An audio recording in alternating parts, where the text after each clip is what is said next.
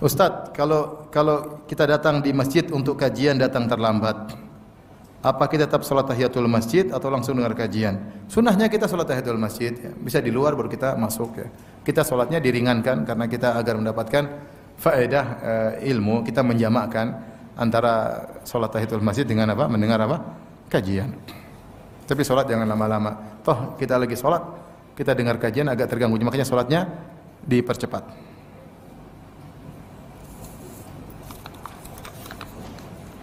Ustadz, saya bertanya, saya sedang hamil dan kadang masih awal, kadang masih mual dan pusing.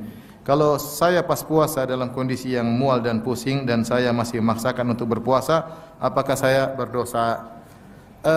Allah berikan keringanan, Allah berikan keringanan. Ya, man kana minkum maridhan aw ala safar. Siapa yang sakit atau sedang bersafar. Orang yang hamil kemudian mual dan pusing, sungguhnya dia sedang sakit.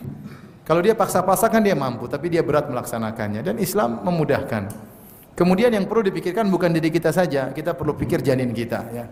Janin kita dalam perut dia punya hak. Coba konsultasikan ke dokter.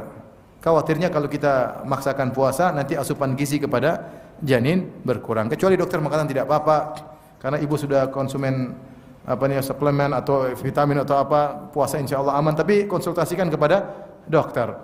Dan yang kita pikirkan bukan diri kita saja, tapi kita pikirkan juga janin. Tapi kalau lihat kondisi mual-mual, pusing-pusing, sakit, demam, sebaiknya jangan puasa. Sebaiknya jangan puasa. Ini keringanan.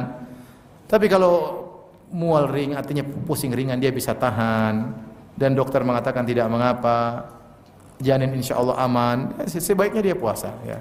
Tapi saya katakan tadi konsultasikan dulu ke dokter. Jangan sampai kita menyesal di kemudian hari gara-gara kita puasa anak kita kemudian kurang asupan gizinya. Karena saya pernah dapat kasus sekali.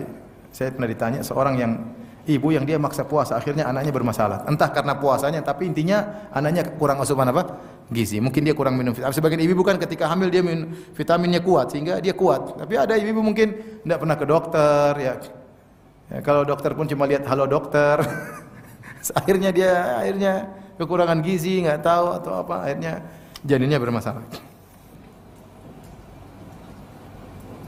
Apakah saat menjelang 1 Ramadan kita diwajibkan mandi junub?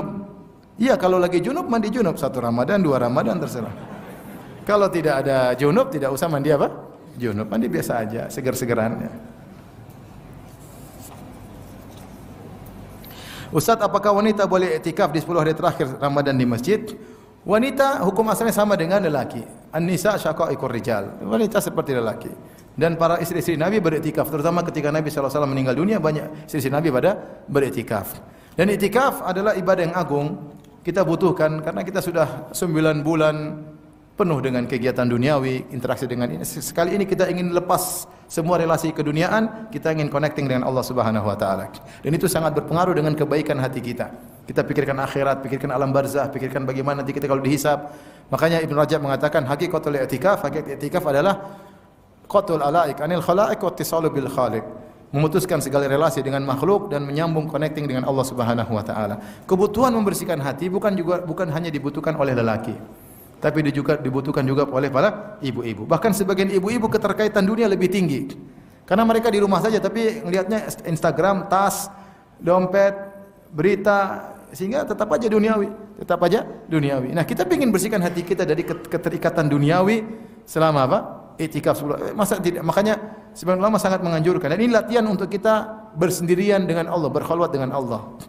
Karena nanti dalam kehidupan ini, dalam fase kehidupan kita, lebih banyak kita bersendiri daripada kita ngumpul sama manusia. Kita di dunia 60 sampai 70 tahun, setelah itu kita masuk alam barzah sendirian.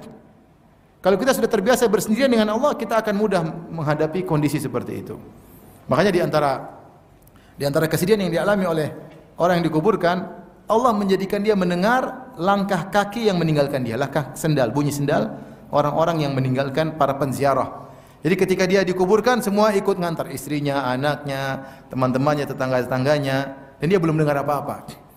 Tapi ketika mereka pergi meninggalkan kuburan, Allah buat dia dengar. Terkumpullah puncak kesedihan. Mereka sudah meninggalkan dia. Tapi kalau dia sudah terbiasa berbahagia dalam kesendiriannya, di antaranya ketika i'tikaf, ketika sholat malam, dia memojok, dia baca Quran sendiri, dia memojok, dia baca tafsir sendiri, ya. Insyaallah dia mudah menghadapi kesendirian tersebut. Makanya saya bilang kita di dunia ini kita cari kebahagiaan dengan kebersamaan, kita bahagia dengan kumpul dengan anak, dengan istri, kumpul dengan kawan-kawan, kita ada kebahagiaan. Carilah kebahagiaan dengan tatkala kita bersendirian, ingin sendirian. Ya, baca buku sendiri, ditemani secangkir kopi, sudah bahagia. Nulis. Bangun malam-malam, kita menangis, subhanallah. Kita menangis berlinang air mata, di balik tangisan tersebut ada kebahagiaan. Ya, banyak orang tertawa, di balik ketawa tersebut ada kesengsaraan. Tapi kalau bangun malam, dia menangis, di balik tangisan tersebut ada kebahagiaan. Oleh karenanya, bukan cuma i'tikaf bagi laki-laki, bagi ibu-ibu juga boleh i'tikaf, disunahkan i'tikaf dengan syarat suaminya harus izinkan. Suaminya harus apa? Izinkan. Karena i'tikaf adalah keluar rumah, dan wanita secara umum keluar rumah harus minta izin. Keluar rumah, mau pengajian harus minta izin, mau ke mall harus minta izin. Dan suaminya jangan ditipu, "Mas, saya ke pengajian," padahal habis pengajian belok kanan ke mall. Harus jelas mau kemana-kemana. Jadi keluar rumah harus minta izin. Hak suami adalah istri di rumah, tidak boleh keluar. Termasuk keluar rumah adalah ke masjid untuk apa? I'tikaf. Kalau suami tidak izinkan, ya sudah, dia sibukkan ibadah di rumah. Yang kedua, syarat agar dia bisa i'tikaf, dia tidak meninggalkan kewajiban. Kalau ada kewajiban yang lebih utama dia kerjakan di rumah, harus ngurus anak, atau ada orang tua sakit yang harus dia rawat, maka dia tidak boleh apa? I'tikaf. I'tikaf sunnah. Jangan sampai dia tinggalkan kewajiban hanya ingin menjalankan apa? Sunnah. Ya. Kemudian juga khilaf di kalangan para ulama tentang wanita yang haid. Apakah wanita haid boleh i'tikaf atau tidak? Jumhur ulama mengatakan tidak boleh, karena wanita haid tidak boleh berdiam lama di masjid. Pendapat Zahiriyah mengatakan boleh, karena tidak ada dalil yang melarang. Saya lebih condong pada pendapat Zahiriyah. Selama seorang wanita ke masjid kemudian dia pakai pembalut, tidak ada darah yang menetes, maka tidak mengapa dia i'tikaf di masjid. Dan tidak ada larangan tegas dari Nabi sallallahu alaihi wasallam. Padahal di zaman Nabi banyak wanita yang ke masjid. Tidak larang Rasulullah mengatakan wanita haid tidak boleh di masjid. Tidak ada. Wallahu alam bisawab. Jadi tidak mengapa bagi wanita ingin i'tikaf silahkan. Namun perhatikan hakikat i'tikaf. Hakikat i'tikaf itu kita melatih kesendirian. Bukan kita i'tikaf kemudian kita ngobrol-ngobrol, enggak. Kita ngobrol sekali lagi makan bareng, oke. Tapi jangan terus-terusan. Masing-masing mojok sebelah kanan, sebelah kiri, pura-pura tidak kenal sebelah kanan, sebelah kiri. HP dimatikan, itu i'tikaf yang benar. Adapun i'tikaf, kemudian pegang HP, kemudian malah hitung-hitungan, tawar-tawaran, kemudian ngobrol sama teman-teman. I'tikaf, bilang kamu bawa bakwan goreng, kamu bawa pisang goreng, kamu bawa kopi. Ini warung kopi pindah ke Masjid Az-Zahra. Jangan. I'tikaf bukan untuk itu. Sesekali kita ketemu karena ada koordinasi, oke lah. Setelah itu masing-masing sendiri-sendiri. Berusaha menangis sendiri-sendiri. Jangan kemudian gabung melulu, enggak. Itu keluar daripada hakikat apa? I'tikaf. Kalau bisa ente i'tikaf tidak ada yang kenal, bagus. Sehingga antum sendirian, tapi ya kita kadang perlu teman untuk saling bahu-membahu dalam jalan i'tikaf. Tapi intinya i'tikaf adalah untuk mencari suasana kesendirian. Bukan untuk bareng-bareng. Kemudian ikhlas, i'tikaf harus ikhlas. I'tikaf jangan tulis di status HP lagi i'tikaf, jangan ganggu. Nanti i'tikaf bilang-bilang orang ya. Udah matikan HP selesai. Orang tanya kenapa lagi sibuk, sudah selesai. Enggak usah lagi i'tikaf, enggak usah.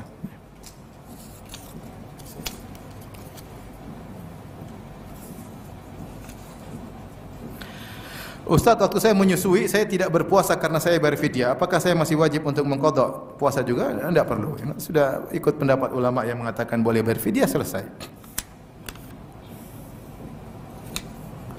Ustaz, saya ingin bertanya, ibu saya awal tahun ini meninggal dengan memiliki hutang puasa yang belum diganti karena qadarullah beliau setahun sebelum meninggal terkena penyakit ganas. Pertanyaan saya sebagai salah satu ahli waris, apakah saya cukup membayarkan hutang puasa ibu atau ditambah fidyah juga? Jadi orang yang meninggal dan punya hutang puasa ada dua kondisi. Kondisi pertama, dia punya hutang puasa, kemudian setelah Ramadan diberi kesehatan oleh Allah dan dia mampu bayar, cuma dia nunda-nunda karena dia bilang nanti bulan Sya'ban baru saya bayar, dan boleh, dia menunda boleh. Ternyata sebelum Ramadan berikutnya dia sudah meninggal dunia. Orang ini punya hutang dan harus dibayar. Nabi SAW mengatakan man mata wa alaihi siyam sama anhu waliyuhu. Siapa yang meninggal dan dia punya kewajiban puasa, maka walinya yang menggantikannya. Walinya maksudnya kerabat-kerabatnya, dekat-dekatnya, mereka lebih utama untuk mengganti. Boleh kakaknya, boleh adiknya, boleh ayahnya, boleh ibunya, siapa aja boleh mengganti. Jadi kondisi pertama, dia punya hutang puasa. Kemudian setelah Ramadan dia mendapati kondisi yang mungkin dia bayar tapi dia tidak bayar, kemudian dia meninggal dunia. Ini yang harus dibayarkan apa? Puasanya.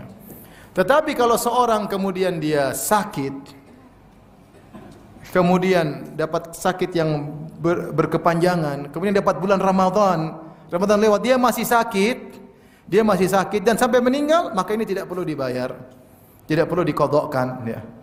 Kenapa? Karena dia memang tidak bisa tidak bisa puasa karena dia tidak menemukan waktu di mana dia harus harus berpuasa.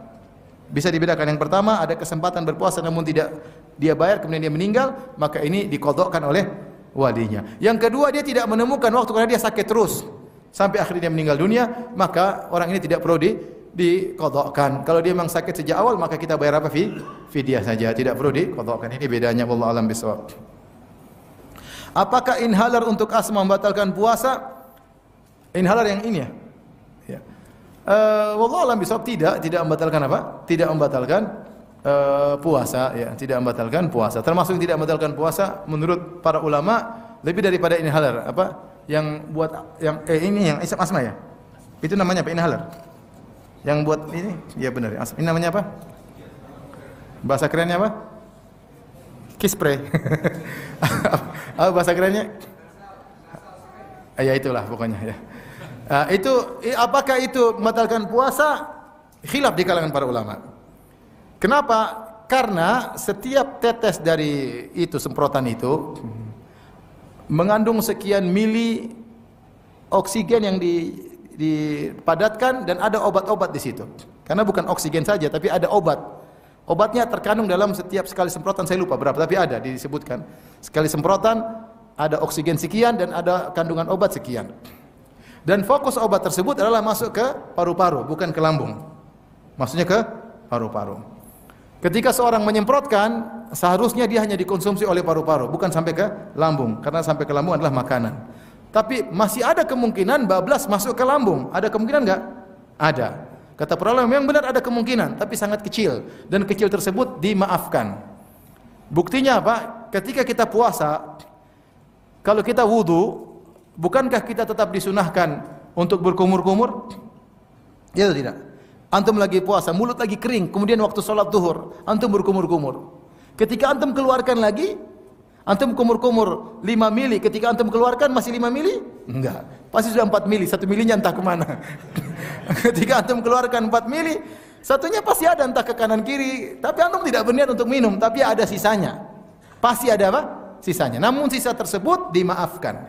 Saya ulangi, kalau kita sedang berpuasa lagi haus-hausnya, kita wudu, kita berkumur-kumur. Kumur-kumur taruh 5 mili. Kita buang, apakah cuma 5 mili? Pasti kurang. Entah setengah mili, entah kemana. Lama-lama juga masuk ke dalam. Tapi apakah itu membatalkan puasa? Jawabannya tidak. Karena itu dimaafkan. Karena maksud kita kumur-kumur bukan untuk minum. Kemudian yang kedua juga, bukan ke orang berpuasa boleh bersiwak? Boleh.